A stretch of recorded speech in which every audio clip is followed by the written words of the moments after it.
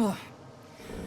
I guess when I said never again, I really meant once or twice more. Okay. Okay. Hall of Echoes once more. Our home away from home.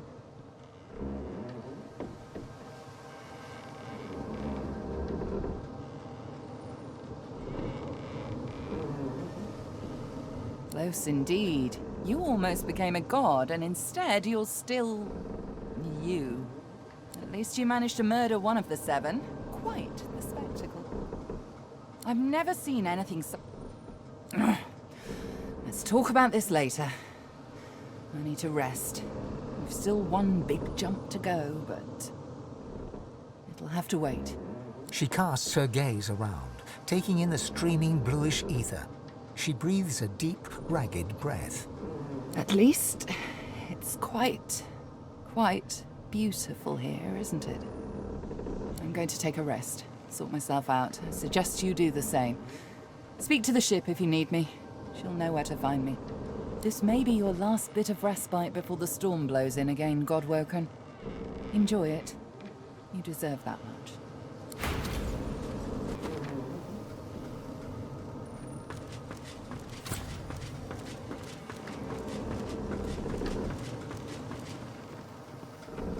Gareth's head is steady, but his face is pale and his eyes are lost. We still have a mission, Godwoken. You must ascend. I will see it through. The day was lost, and no one won. Divinity is still up for grabs. Will you be the one to grab it? I do so wonder. I did. She's quite graciously taking us to demon-haunted arcs. Our pursuits align and continue. Naught but the demon I'm hunting. A trivial task, really, compared to your current pursuits of divinity. After all that's just happened, life, every flawed morsel of it, seems more precious to you than ever. You look around at those who have accompanied you so far. In each one, something unique shines through. Divinity has eluded you so far, but humanity beats strong within you, here and now. Who knows what lies ahead for you, for your companions? Your quest failed. The void is growing stronger, and the hall is dark. You feel the need for some affection. Perhaps they feel it too. Alone? Together? You and me? I love that. Lead the way, Chief. As you move to go below decks, the live wood creaks and groans. The steps you thought you knew lead you to a part of the ship you've never seen before. A newly carved nook that smells of resin and wood chips. Touching the wall beneath your fingers, the live wood hums at your touch. You understand that the Lady Vengeance has carved this space for you in gratitude for your help. You enter and feel the presence of the ship recede, offering you the total privacy of a moment alone with your companion. The first moment you have been truly alone together. Would you get a load of this place? She saunters around the room, inspecting it like she plans to move in. She tosses her head over her shoulder and calls out to you in an affected tone. I suppose it will do, darling. Her face cracks into a smile, then a laugh. So, what should we do? Wait, don't answer that. She digs into her pack, skipping over to you, and sits on the ground at your feet, then tugs your hand for you to sit on the ground too. She sets an empty bottle on the ground between you and looks at you impishly. Let's play a game. Don't worry, it's easy. It's called Spout's Choice. We each take a turn spinning this here bottle, and whoever the spout points to, well, I'll explain that part when we get there. You can go first. She takes your hand and places it on the bottle, on its side between you. Go on, spin. The bottle swishes in circles as it spins. Lohse watches it intently as it lands, pointing directly at her. She smiles and blushes. Well, in this game, you're meant to plant one on whoever the bottle lands on. She flutters her eyelashes in exaggerated coquettishness, her blush deepening. She kisses you back, gently, more gently than you expected, then leans away, flushed with color. My. My turn. She spins the bottle, and it twirls and twirls, and comes to a rest, pointing into a no-man's land to the left of your knee. She doesn't lift her eyes from the bottle, but quickly corrects it to face you. She looks up then, drawing an arc with her eyes from the bottle's tip to your gaze. Her dark eyes are deeper, lusher than ever before. Hey, Chief. She crawls across the space between you and climbs into your lap, wrapping her legs around you.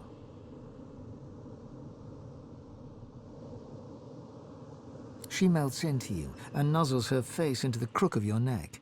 Her body is warm, warmer than it should be, her weight comforting and solid against you. She speaks into your neck, her lips brushing against your skin. Chief, look, I don't know what's going to happen from here on out. I don't know if we'll find Dallas. I don't know which one of us is going to, you know, all the stuff they say we'll do. I don't even know if I'm still going to be myself much longer. But I do know that I'm happier now than I've ever been in my life. You make me feel like I have a voice. Like I'm not just a host. Like I'm a real person. I need to tell you something. The thing is, well, you know, when two people get to know each other pretty well, it's just, I love you. A sparkle flashes into her eye. She grinds her hips against yours a fraction of an inch and leans in to whisper in your ear. Here I am. My whole heart is yours. Just yours. But if you're saying I can only have your body, well, it's a start. Oh, I've wanted you for so long. I've wanted you like this for so long. She grins and takes your chin softly in her hand, parting your lips. She comes close to your mouth, so close, then licks your lips, once, twice, and kisses you softly, soft as your first time, then harder, deeper, her tongue swirling around yours. She tugs at your clothes and growls in your ear.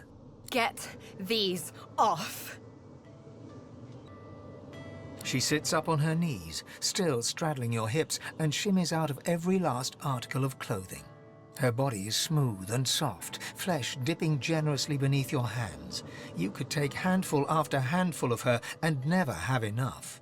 Here I am, all of me, and I want all of you. Her heavy eyelids flutter. She reaches across your body, peeling clothes off you until you're both bare, just the two of you. She moves her body slowly, slowly, slowly over yours, until you are one person, the surprise of it, the perfection of it making you both gasp. She moves in small circles, your bodies joined like they were made for each other, like they were never meant to be apart. Oh, you're perfect.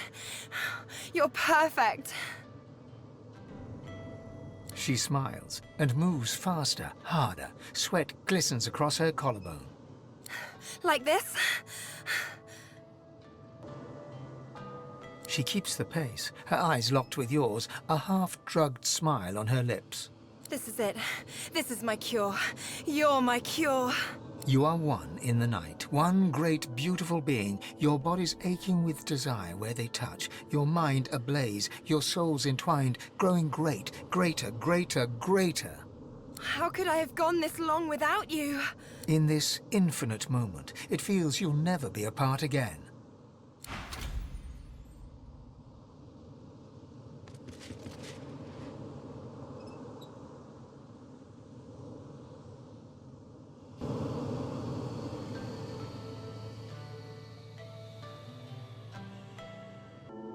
Lohse yawns and stretches, arching her whole body like a cat. She folds into you, her head on your chest, arm draped around your body. I'm gonna love you for the rest of my life, you know.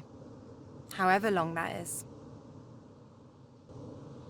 She looks up at you, a look of slight disbelief on her face, then lowers her head again. You feel a little damp spot on your chest where a single tear has fallen. You and me, Chief. We got this. So, I guess we should get back out there. Save the realm, stop the void, blah blah blah. You have no idea how much I needed that. She plants a quick kiss on your lips and a bite on your neck. Let's get out of here, Chief.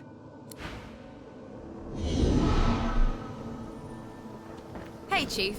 You ready to get out of here? Malady said something about the ship's figurehead, didn't she? Hey now, let's keep it professional and everything. We're still God-woken on a mission, aren't we? Though, after experiencing that thing you did with your tongue, I guess I know who the real god among mortals is. Just say the word, and our journey shall continue. Yes, I am sorry. She had me built to her exact designs. Not even I know all the ways in which she can control me. She was able to follow my wake like a shark. But I will see myself destroyed rather than be forced to betray you again. I swear. It shall be done.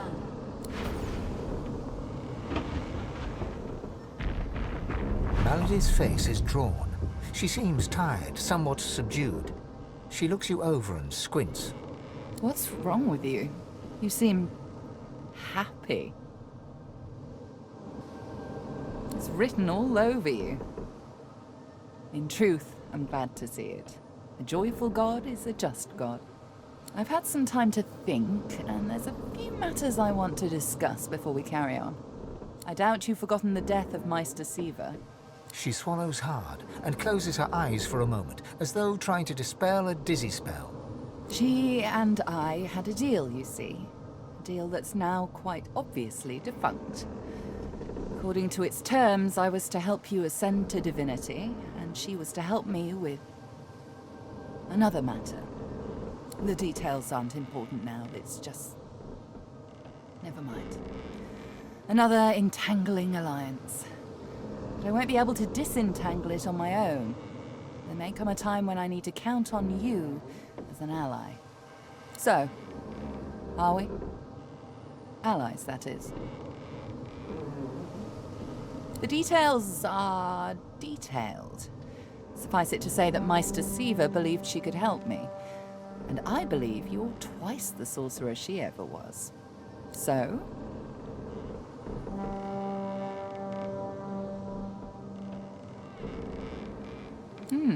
That's something I don't often hear.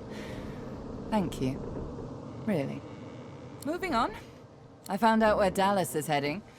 There's a great city not far from Driftwood, Arx by name. It's controlled by Magisters, so you'll have your work cut out for you. We have to find out what she's planning to do with the powers of the Seven. You'll need to find her and take back what she stole, and quickly, before she does something irreversible. Dallas, or any of the others for that matter, cannot be allowed to use the powers of the gods. She doesn't understand what must be done. She doesn't understand how to rule. It's quite simple, really. Chaos is a fact of life, surer than any other. Power is one of the few structures that can cut a line through that chaos. If wielded well, that line will mean stability, order, a comfort against the unknowable, changing forces of chaos.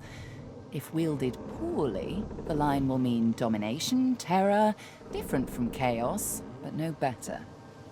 Dallas, and the others like her, Alexander, the Mother Tree, the Prince of Shadows, they are little better than demons, really. They seek power at the expense of others, not to create stability, but to create servants. Look at my face, Godwoken. What do you see?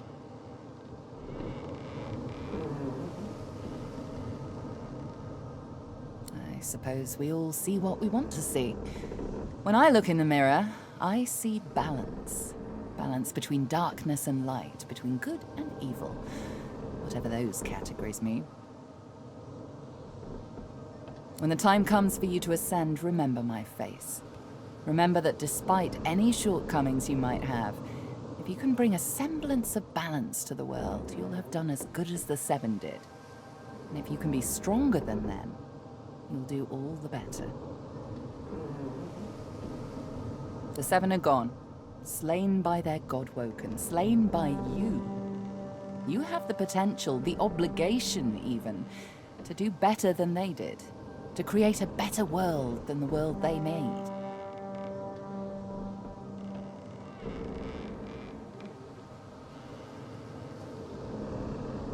I know what evil is, Godwoken. I've seen what chaos can do. It isn't how I picture Rivellon's future.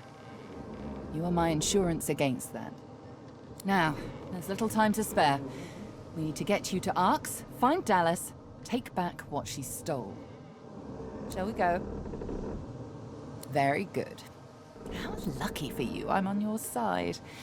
I'm probably the only one masterful enough to transport an entire ship safely between the land of the dead and the land of the living. Captain Malady stands at the ready.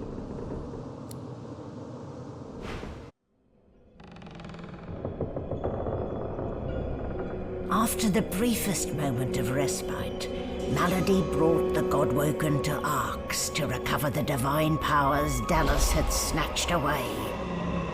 But the half-demon secret was taking its toll on her. Lucius! Fools! The bastard's going to ruin everything! Brace! Brace! Brace!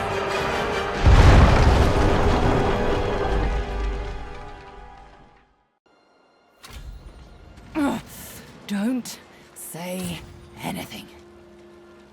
Malady groans, her face twisting in pain. She falls to one knee, catching herself on her hands. She raises one hand and raises herself to her feet. Now, no need to fuss, I'll be fine. It's just that traveling between the realms isn't easy, you know? It takes something from my soul each time. But never you fear. I've pulled a clever trick out of my sleeve. The Lady Vengeance stands in two realms at once. Her body here, her soul in the Hall of Echoes. You can still return at your leisure. At least I got us where we wanted to go. This is Arx. This is where Dallas has fled with the powers of the gods. This is where the path to divinity leads. Your guess is as good as mine for once. If it were me, I'd start with the Divine Order in the city. Last I heard, there were plenty of Magister within the city walls. If their beloved leader is among them, they'll likely have heard about it. Dallas must be stopped. She has stolen the powers of the Seven. You'll need to get the Aetherin back if you're to fight the God King. You'll need it if you're to ascend. Track her in Arx. Find out where she's gone and end her. Take back the Aetherin and the powers of the gods with it. You cannot fail, Godwoken. Not for anything. Hey, Chief. Before we get a move on, I'd like a word with Malady. You mind? Psst. Hey, Mals. I'm not, feeling so hot. I should think not. The demon is getting closer to himself. You'll meet him in Arx soon enough, and if you meet him like this, it's bye-bye Lohse. We won't let that happen, will we? I've got a little something cooking. There's power in names, after all. And we know exactly who Adramalik is. Don't worry. I'll find you before it's too late. Demon's honor. Oh.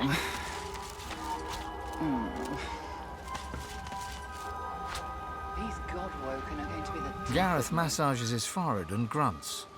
Ugh. Why does everything have to go to absolute shite? Glad to see you're still kicking at least. Though I should warn you, Arx kicks back. Gareth scans the wreckage and whistles. The Lady Vengeance is well and truly ruined. He stretches an arm in front of him and takes inventory of every scrape, cut, and bruise. As good as I'm gonna get. Godwoken, it may be Lucian's day, but Arx will give you little cause to celebrate. I must stay here, but I can give you this. Through it, Lucian may still protect you. I'll do what I do best. Hold things together. Those that remain still need a chief, so I'll attend to whatever needs attending to. I have no more surprises up my sleeve. I dare say you've had enough. Old habits, my friend. I pursued my guiding star. I had no idea it would lead me so astray. But it's still the only star I knew to follow in the darkness. Yet perhaps I found another. Gareth smiles at you. You see in him something he's lacked of late. Hope. It's a city at a crossroads. Volumes could be written about a single conflict. Yet Arx endures an infinitude at once. It's from Arx that the Divine Order operates, so to speak, though you'll find its operations are as scattered as dandelion seeds in a cyclone. With both factions at odds, sorcery is not a pervading concern. Do not, however, assume that every paladin offers safe haven. The enemy of your enemy is not always a friend. Were I wearing your boots, I'd seek out Ahu, the Lord Protector, and the Keeper of Lucian's Crypt. He is a wise one, and may offer you help. Gareth grasps your shoulder as you turn to go. You've done much for me. It's a miracle I even stand here now, frankly. You've got more miracles in you, Ifan. With you, what was impossible seems possible again.